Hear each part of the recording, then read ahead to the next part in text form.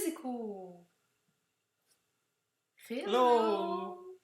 Sunday, Sunday, happy Sunday. Which means vlogging in our household.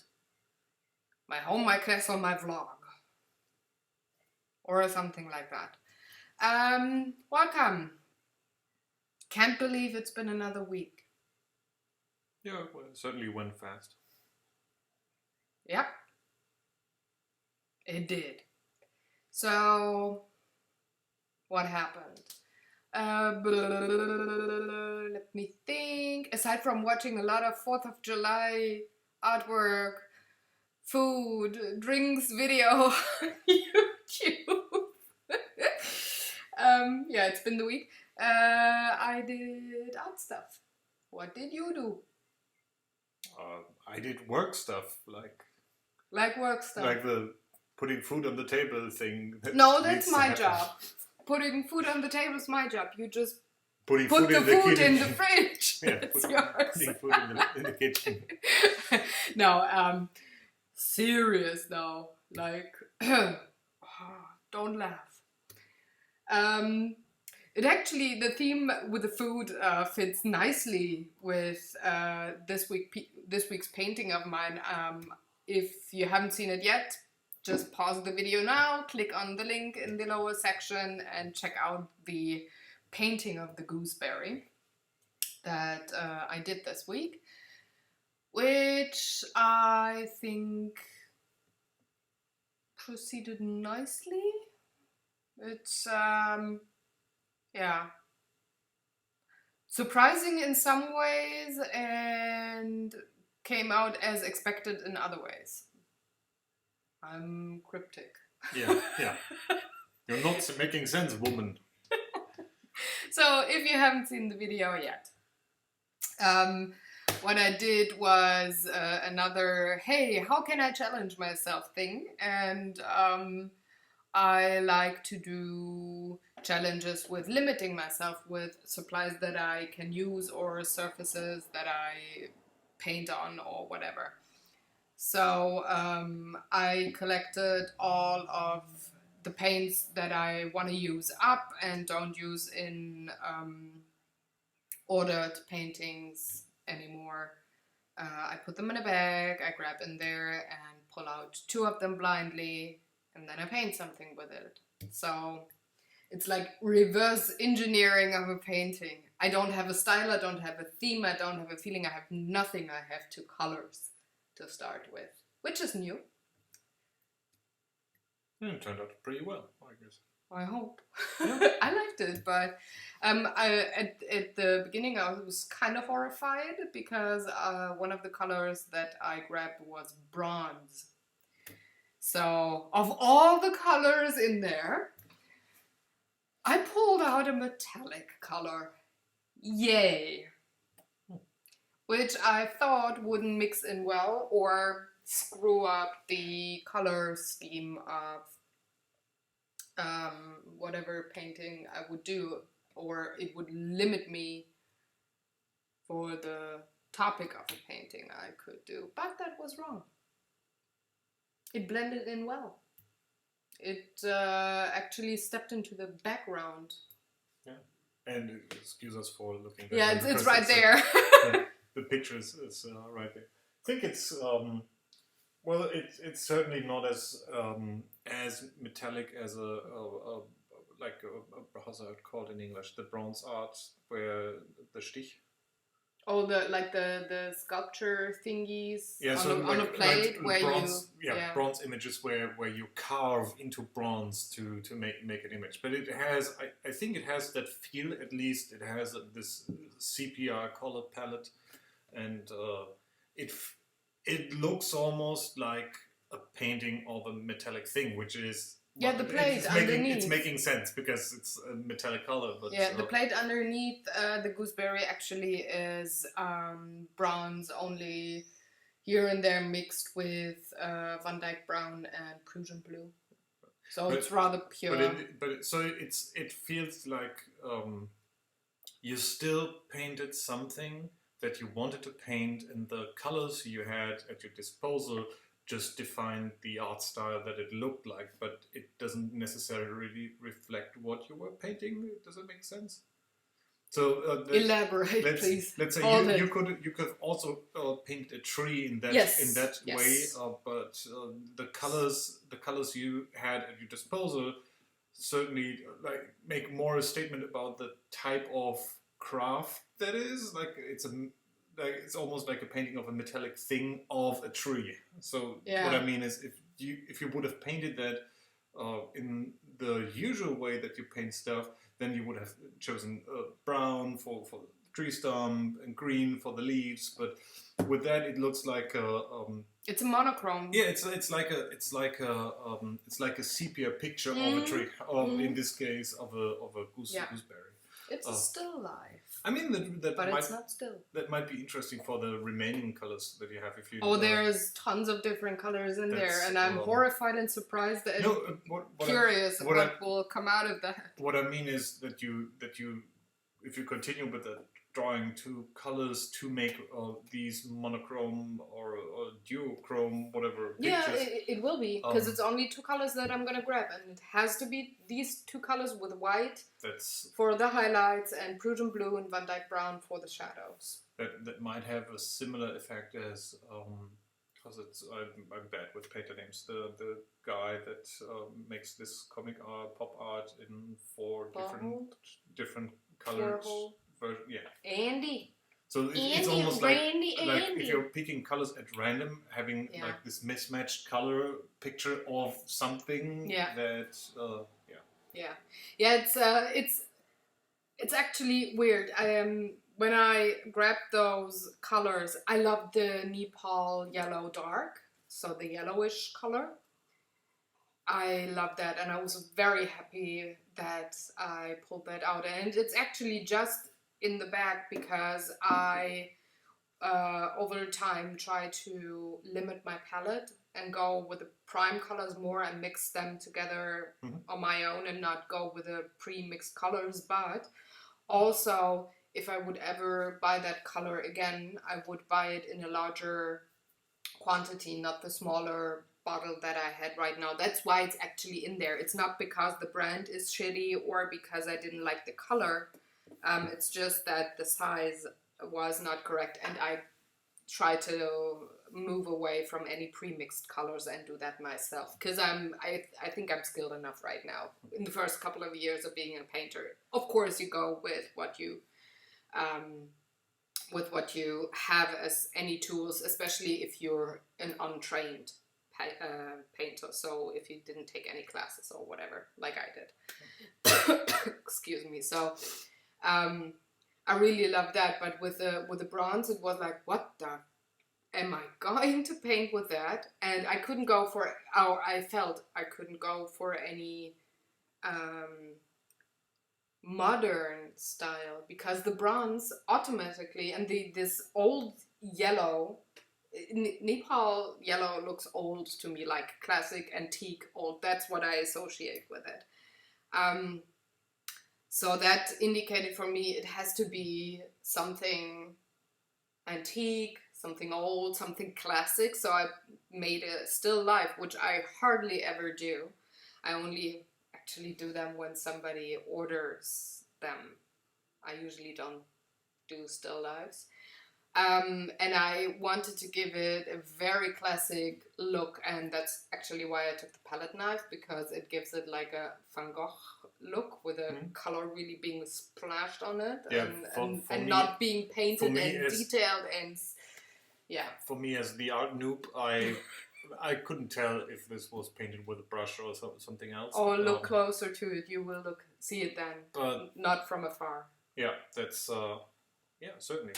So but it has a modern twist. I couldn't resist not giving it a modern twist. So there's something hidden in the picture that's not really hidden. That's very modern. From afar, it looks like part of the image, but it is actually a piece that does not belong there.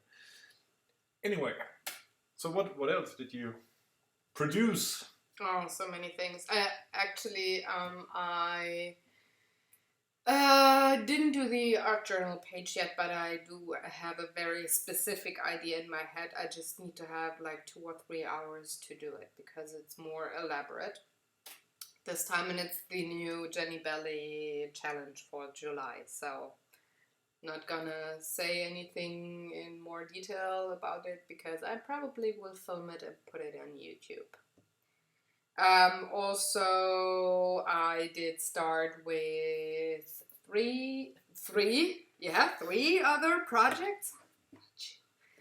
I did not have enough of this.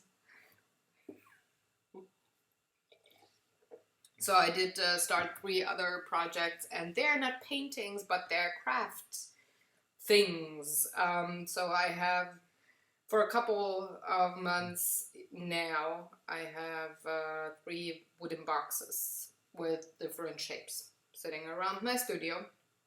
And they were in the corner of, these are projects that I'm going to do sometime, and I'm going to do something with these items, but I don't know what I do yet. So I pulled them out. 3 of them.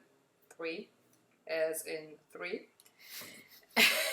And I don't like you. Again.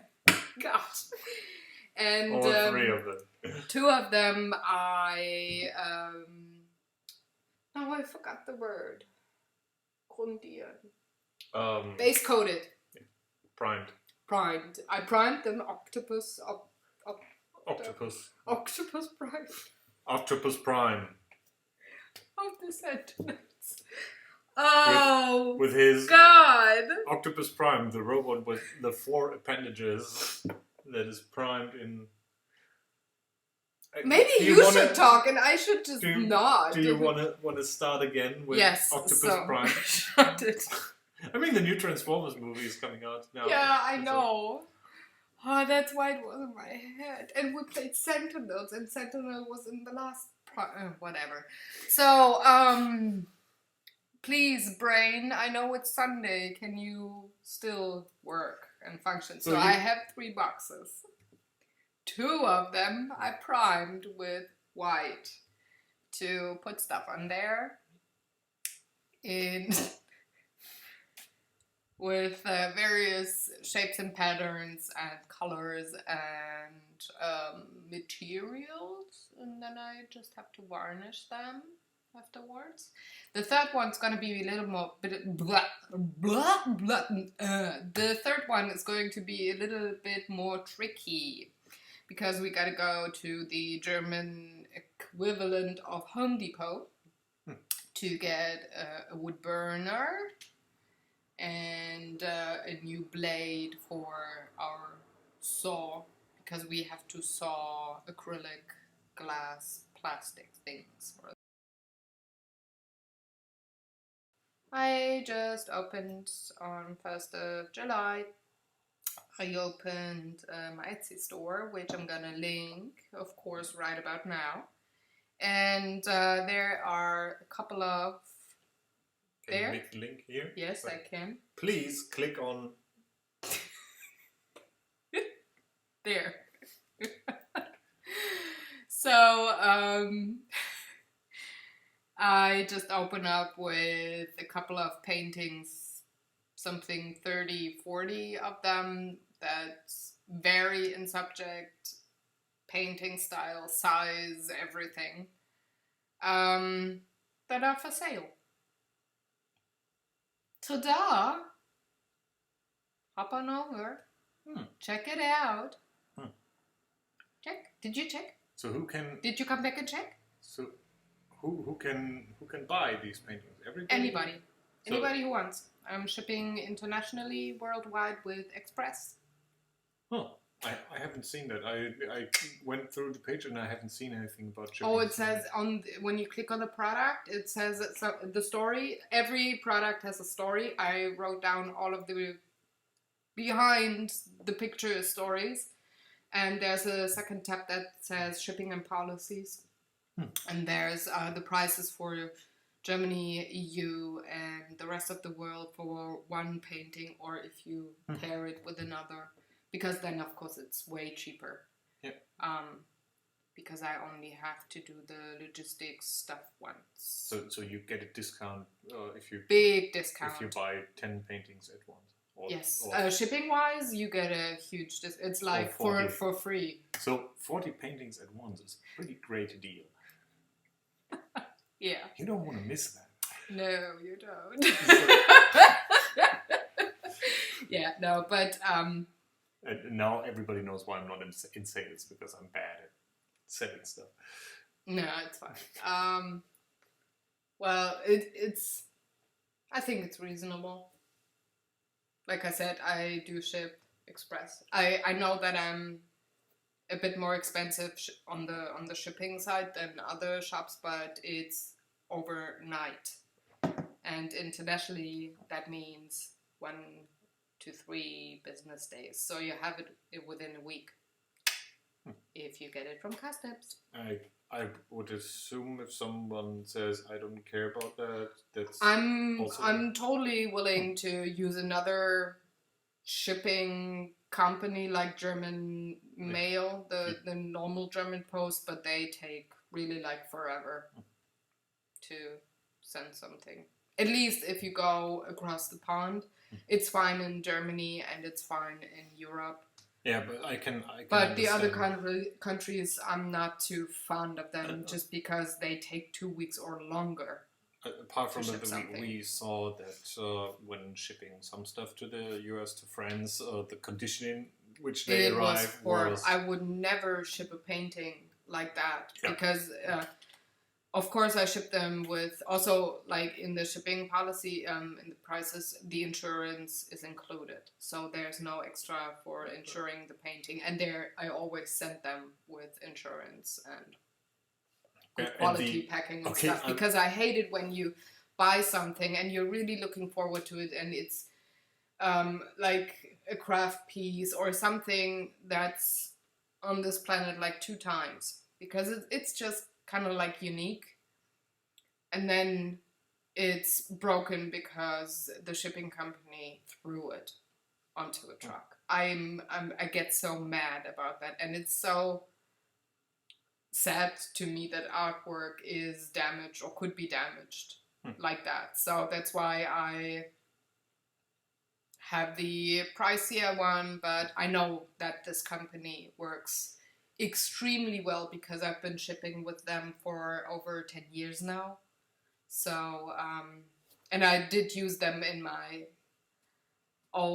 the old company where I was employed and did ship high value computer stuff with them. So they really, really take care of not throwing things when you say it's fragile. So that's why. But anyways, it's there will be paintings or stuff, craft stuff will be added to the store whenever, maybe like once a month, because I think I'm just gonna collect stuff that I want to put up there like for once a month, so that every beginning of the month there's like 4 or 5 items that are added to the store. So yeah, okay. I'm curious how it will work out. Yeah, me too. I mean, I liked it. It looked really good. So hopefully it'll get attention in terms of more folks coming around seeing. And I was actually I was surprised that, and this is entirely off record, but I was expecting we're things to be... shooting a vlog. It's not off record. No, it's. I mean, that's that may sound weird, but I was a little bit surprised at that the pricing is fairly low.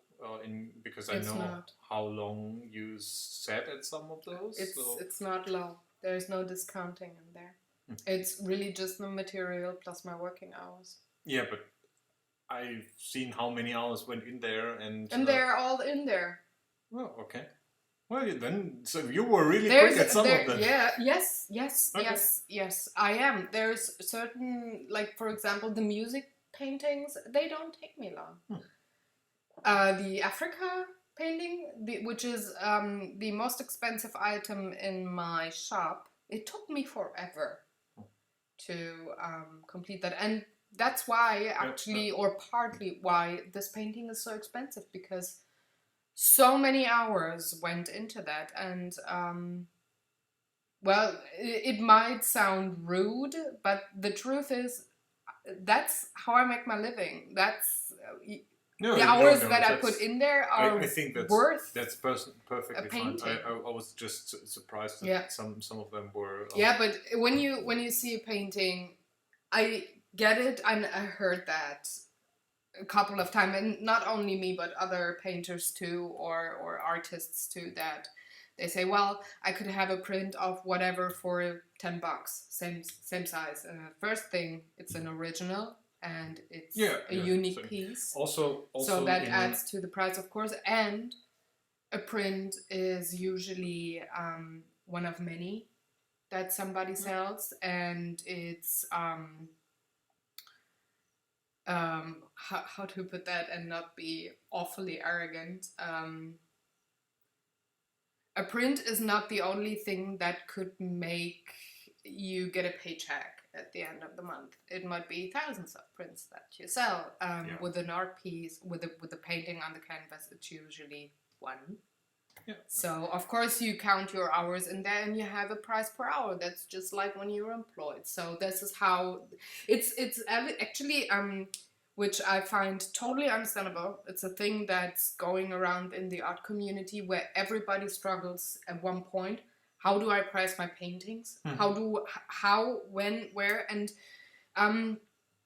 when you think about that, you have to pay your rent, or health insurance, all of that or you have to calculate that into a painting, at least partially, that you can make a living of it.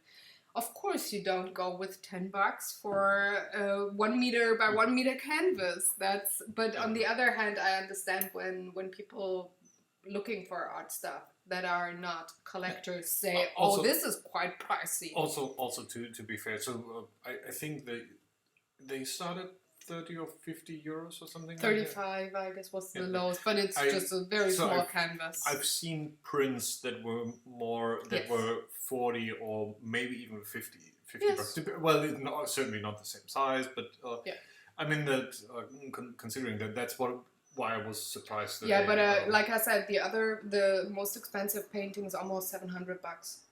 That's in my store. So the most of them are between 60 and 150. That's most of the paintings, because this is the size and the amount of material that I put on it. Because I have to. What I do is there's the more complex stuff. Yes, like how many colors did I use? What kind of canvas did I use? One with a primer, or did I go for the real high class, not primed canvases that are quite pricey? Actually, and did I glue something? Did I use wood? Did I do that? And it all has to add up, and then you go for the material plus the hours that you worked on it. That's the price. I haven't seen that, but at least for the African picture, did you just upload one image front view, or did you also have a profile view?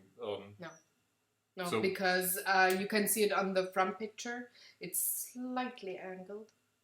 Just a millimeter, so you can see. Because I know that because I've seen them, but I don't know if it is apparent to someone who's browsing through thumbnails. It also says that you can see it on the thumbnail, and you can also read it in the text, because there is, like I said, there's 3 sentences to 3 pages. Not 3 pages, but like 3 sections. I'm around about 300, 400 words per painting with the story and what I used and all of that. It's all when you click on the painting. Okay. You see it. You see the sizes of the canvas and all that. So yeah, I'm just curious how it. Yeah, the stats are good so far, but I don't. Well, it just. It's started. Just 4 days, and I didn't go with I did wait until this vlog, because this is how I announce it to the video world. Of course, it's everywhere on my pages. You can see it linked, and it's on my Facebook and all that. But there might be some things coming up, some campaigns that are just for the store and that are like as a side project that I didn't do yet. Also, I think it's a nice way. I mean, your blog or your website is good for browsing through some of the stuff, but it's more for other artists that you connect. It's not the customers. Sometimes it's useful to have something like a store to look at and see, how much is this or that. Especially, I guess, even if someone doesn't want to buy something pre-made, but just to get an idea what they might want to have and I actually order. I offer that you can custom order. There's a button on my Etsy store and also on the webpage, on the Facebook, everywhere where it says custom order. Go for it. We could talk about it and I don't know, have a video chat before I even start with any kind of a sketch or work or whatever. So I do offer that, which is, I think,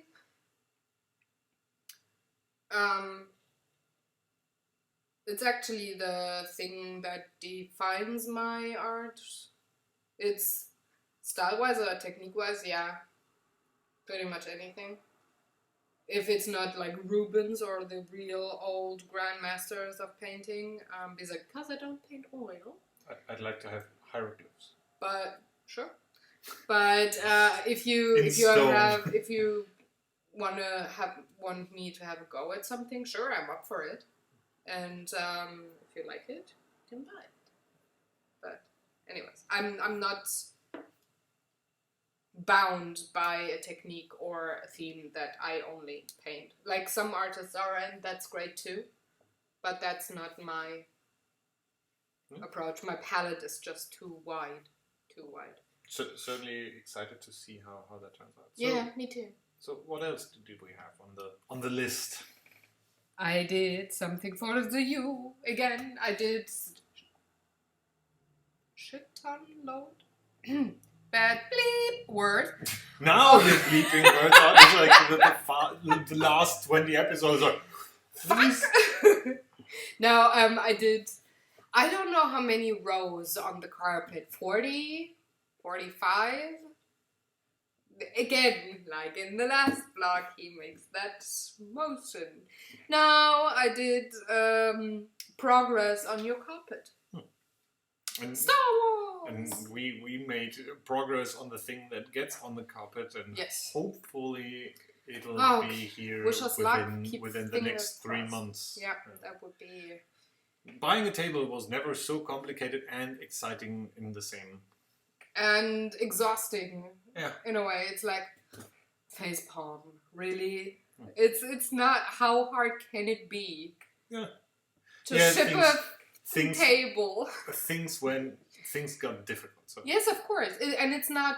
I'm not saying it's their fault, but it blows my mind that in the times of globalization and us getting.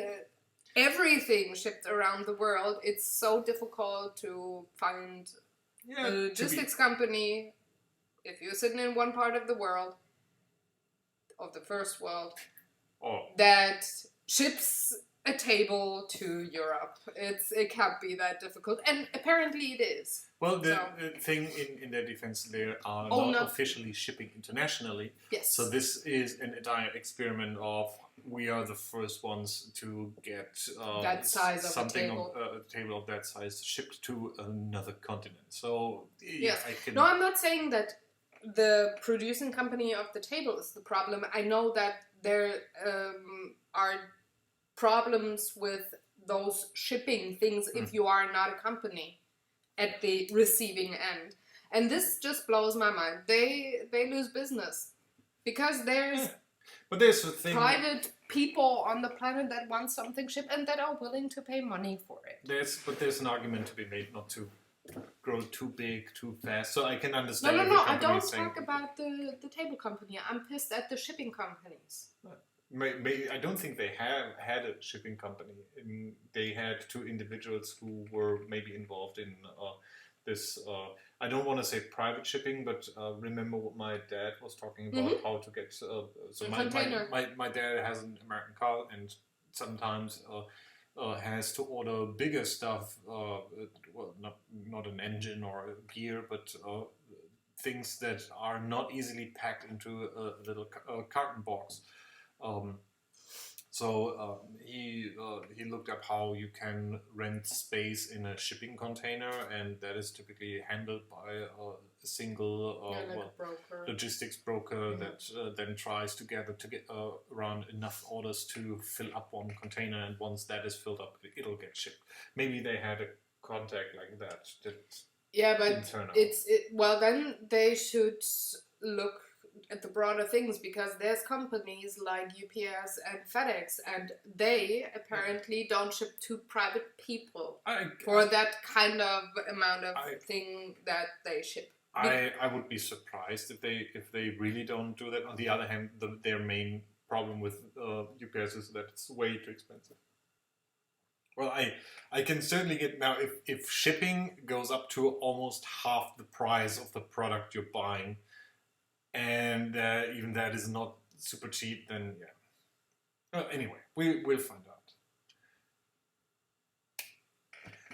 So I'm not gonna continue this thing. We also did some other stuff, which was gaming. So what did we play this yesterday? Yesterday we had our gaming night. Just the two of us had a couple of gaming nights, like with the usual Carcassonne Castle, Love Letter, all that short things that you can play while you watch another episode of Tabletop Deathmatch because you're catching up. Or you watch soccer because it's World Cup. For a surprising chain of events, you see the German team finally winning against the French team without somebody getting injured, without any other major faux pas. C'est français. We have to give it to the French. Yeah. So, anyways, so we played that during the week, but yesterday we had gaming night with our friends.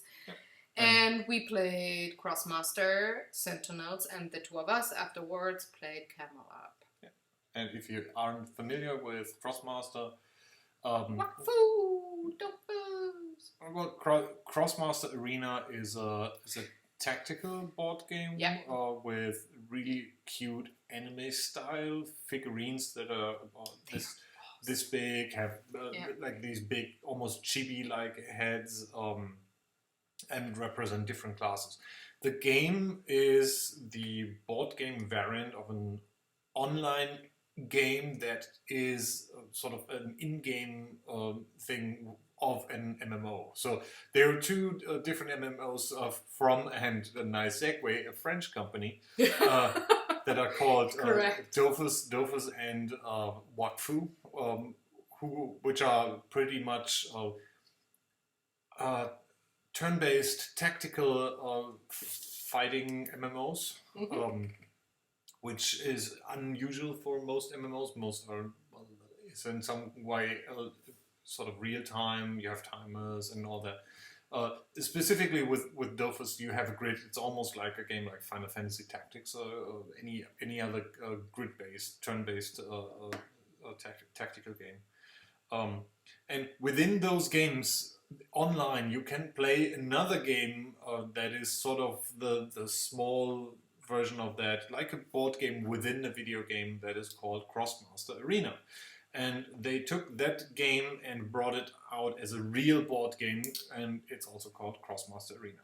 So what you end up with is a playing board that has a lot of tiles that you can move around, has trees and boxes and obstacles. And the base set comes with 8 different characters who are from 8 different classes from the video game.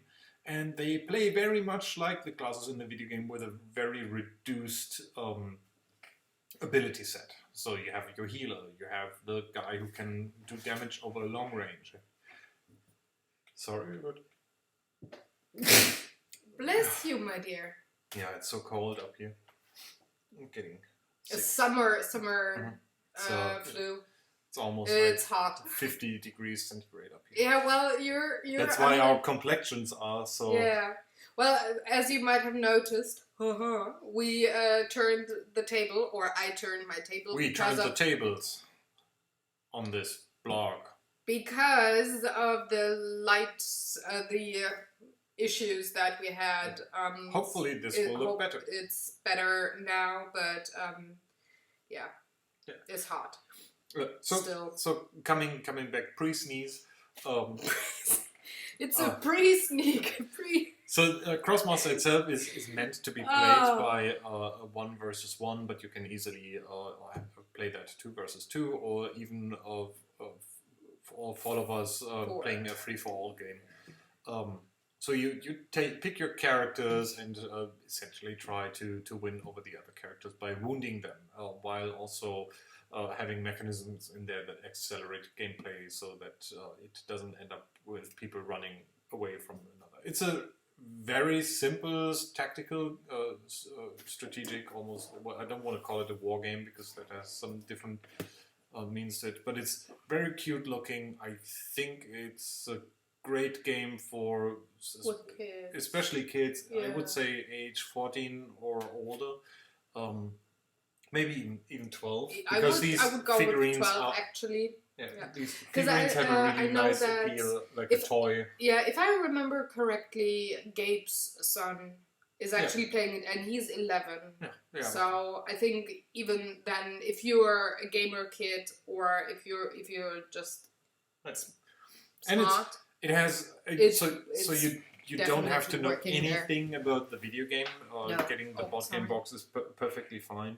Yeah. It has a quite interesting manual in that you open up the manual, and the manual pages, the first ones are the tutorial, and they are the board. So you open up the manual, put it on the ground, and have a small little piece in which you place your figurines, and then you learn the game mechanics. So it's very easy to pick up and learn.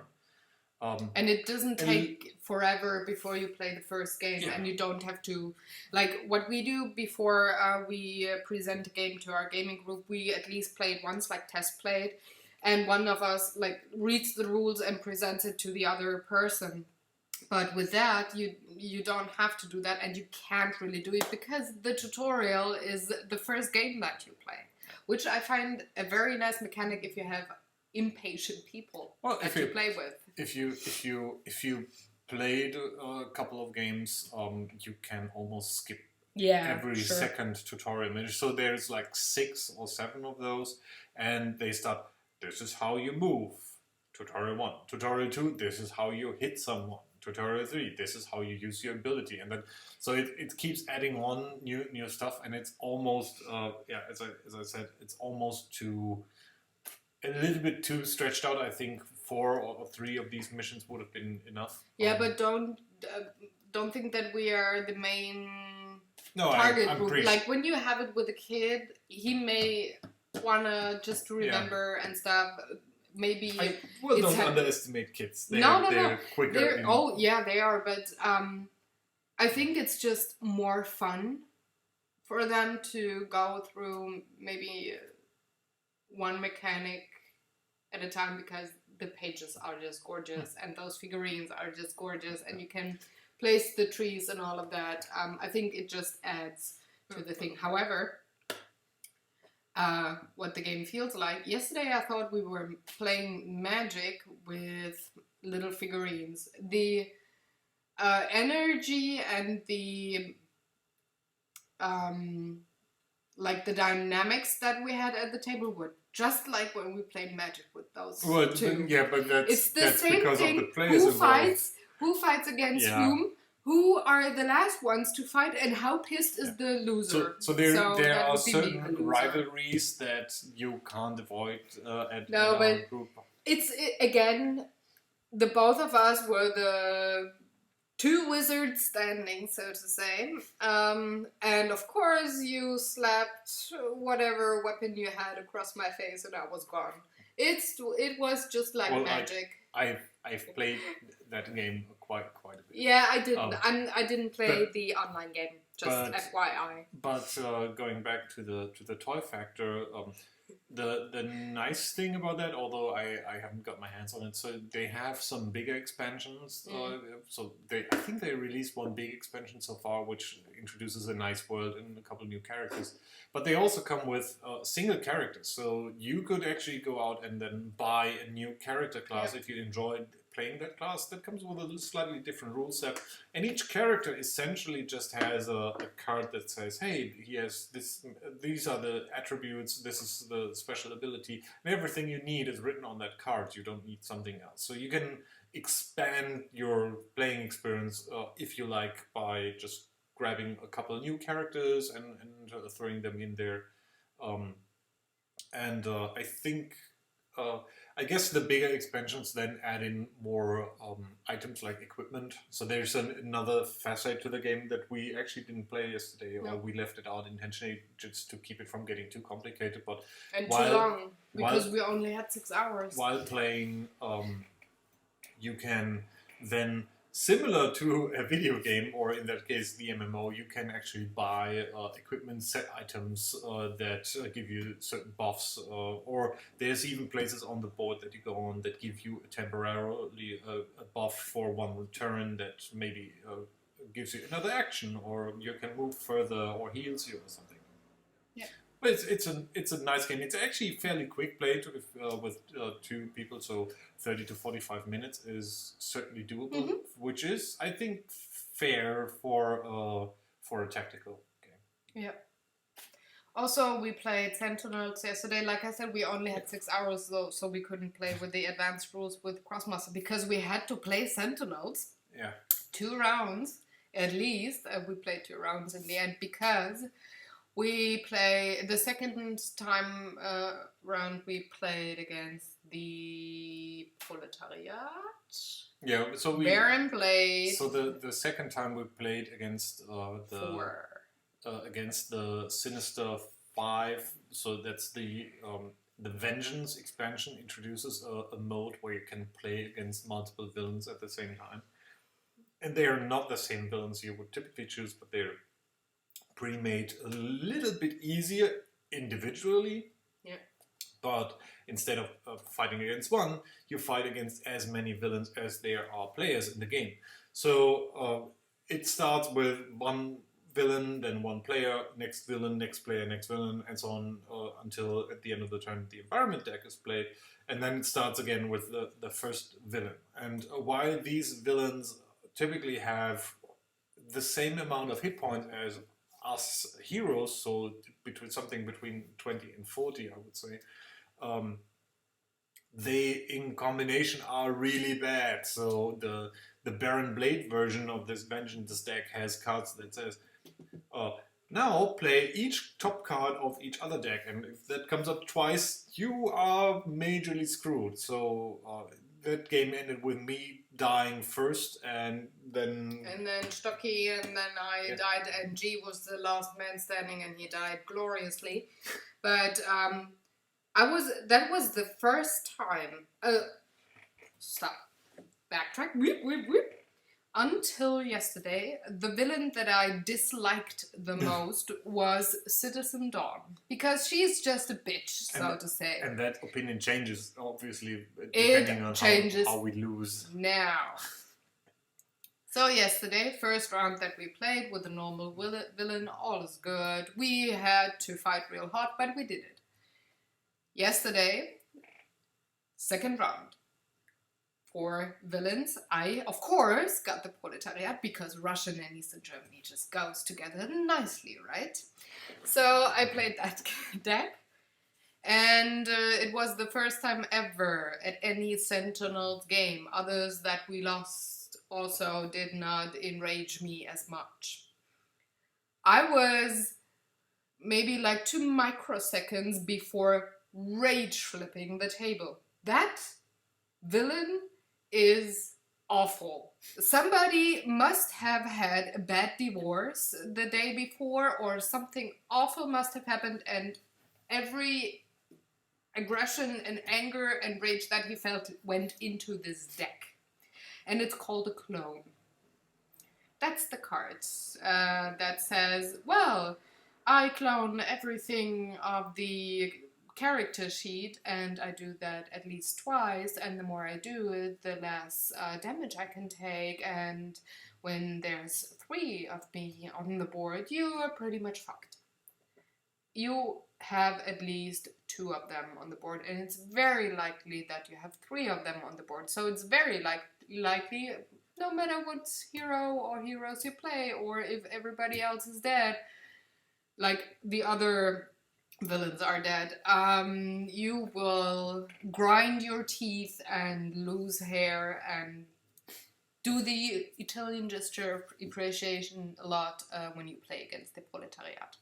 It's really a very, very mean deck. Yeah, but very mean. What a great idea for it villain. died first, of course, because I was so enraged that everybody helped me kill that So and we did so, but it cost us a lot. But in terms of superhero or villain ideas, I really like the design that you have a villain that is actually not a singular person, but is a mob.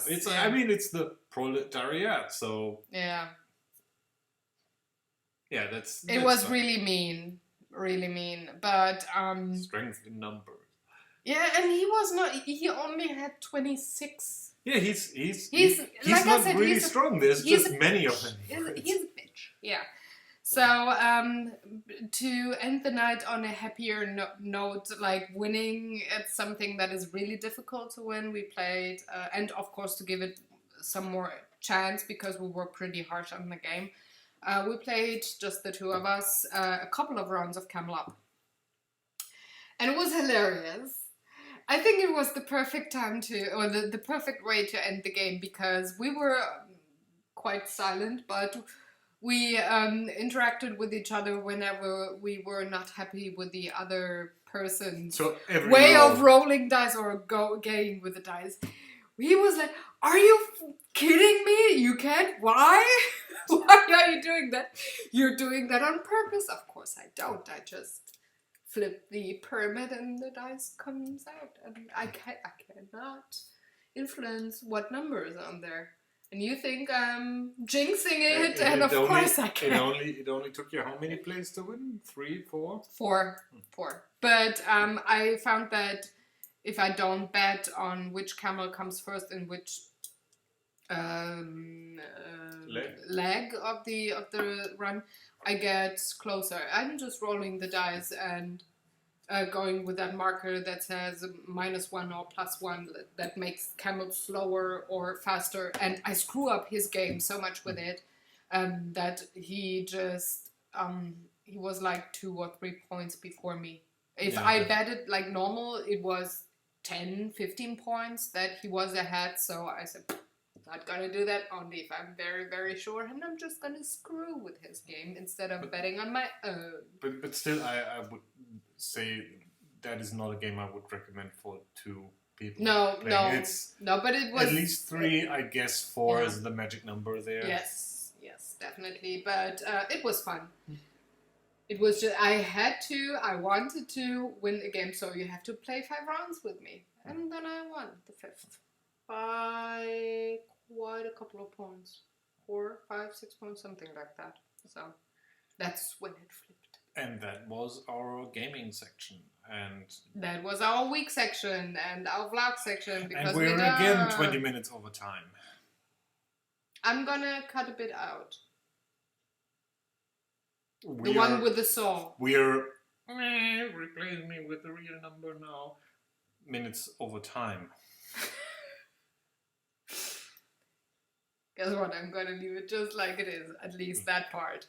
I'm gonna cut a bit, but not too much. So, any wise words that you want to add? Yes. Goodbye. Coffee? Bye. Toodaloo with the gummy shoe. Take good care. Have Bye. fun. Enjoy. It's my mouse. Don't go. I did explain to you. Oh, no. I did explain to you last week how this works. My second round. Goodbye, die. Take good care. Have fun. Enjoy. Play More games. Games, no, that's play games, do art stuff or whatever. Enjoy. Just enjoy. From the heat of the Germany.